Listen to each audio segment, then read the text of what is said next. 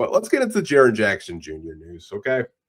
Now, I saw this report. This comes from a friend of mine, Michael Scotto, who does work at Hoops. Shout out to you, Mike. Hope you're doing well. And he had a report, and this is what it says. It says Ja Morant trade talks and Jaren Jackson remain the players the Memphis Grizzlies want to build around, according to ESPN's report. However, that stance hasn't stopped various teams around the league from registering interest in Jackson Jr.'s, including the Detroit Pistons and Boston Celtics, league sources told Hoops Hype. With the possibility of Morant being traded before the deadline, a potential prolonged injury recovering from starting center Zach Edey, Memphis could focus on developing its young talent such as Cedric Cowherd, Cam Spencer, and Jalen Wells, while potentially landing another high lottery pick in the process this season. Looking ahead, Jackson Jr. is owed a combined $205 million over the next 4 seasons, including a player option in 29-30. Having an all-star candidate and an all-defensive caliber player under control through his prime will appeal many teams around the league. If Morant is indeed traded before the deadline, it expects more teams to call about Jaren Jackson Jr. more intensely. So, I feel like we've talked about Jaren Jackson Jr. on post-game podcasts before, because I think a lot of us look at the power forward position as a position that we need to upgrade and we need to kind of have locked down. Since we have Cade Cunningham, he just signed his contract extension recently. He's going to be making $50 million starting next season. Currently making 46 right now. Jaren Jackson Jr. making 35 million right now. That goes up to 49 million. And then it progressively goes up to like 50, 52, 53. I think my stance on Jaren Jackson Jr. would be this, and this is the question I would have if I could actually talk to a Detroit Pistons front office member. If you move for Jaren Jackson Jr., does that mean that you feel your window is like a 3 to 4 year window to, one, make it out of the Eastern Conference, and two, try to win a championship? Because I think if you have Cade Cunningham at $50 million on your books, Jaren Jackson Jr., $50 million on your books, that's $100 million right there. Jalen Duren, we're assuming that he's still part of this core in any type of trade. I doubt the Pistons want to give him Jalen Duren. We talked about earlier, reports are anywhere from 35 to 40 million. Let's say it's closer to 40 million. So that's $140 million on 3 players, right?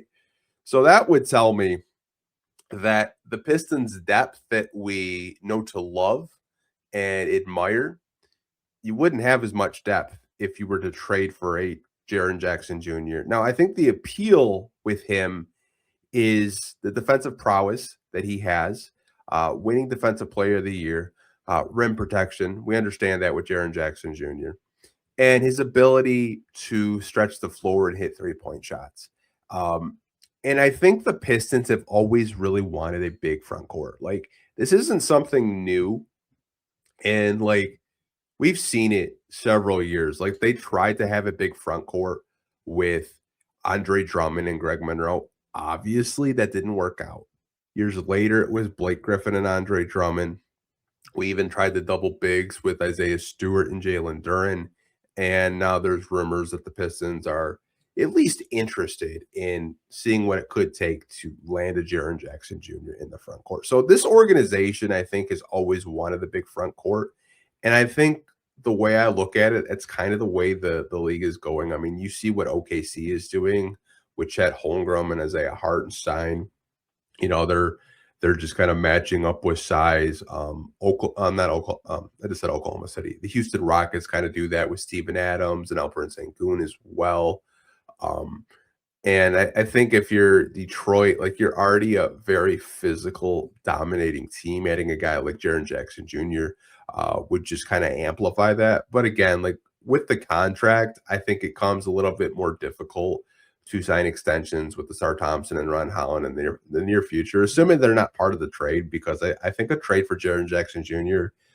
Isn't going to be cheap by any means. Like, I think a trade for Jaren Jackson Jr. is multiple first-round draft picks and probably a young guy or two to get him away from Memphis. I mean, Memphis has said firsthand that they're looking to kind of build around him um, ever since they gave him that extension. But did want to bring it to your guys' attention. Again, Pistons and the Boston Celtics are the two teams that are interested in Jaren Jackson Jr. Boston would be kind of interesting as well, considering like how many guys that they have right now, especially Jaylen Brown and Jason Tatum being on those massive deals. Boston would have to send a lot of salary just to even make this like contractably work. But um, I think that's the type of player that they would definitely kind of look at to strengthen their front court. But I also think like if the Clippers are ever willing to sell off on Zubac, I think that's kind of a cheaper option for them if they want to get a center that would kind of like match like what they're trying to do. But they do kind of want to just uh, talk about the Jaren Jackson stuff for a little bit.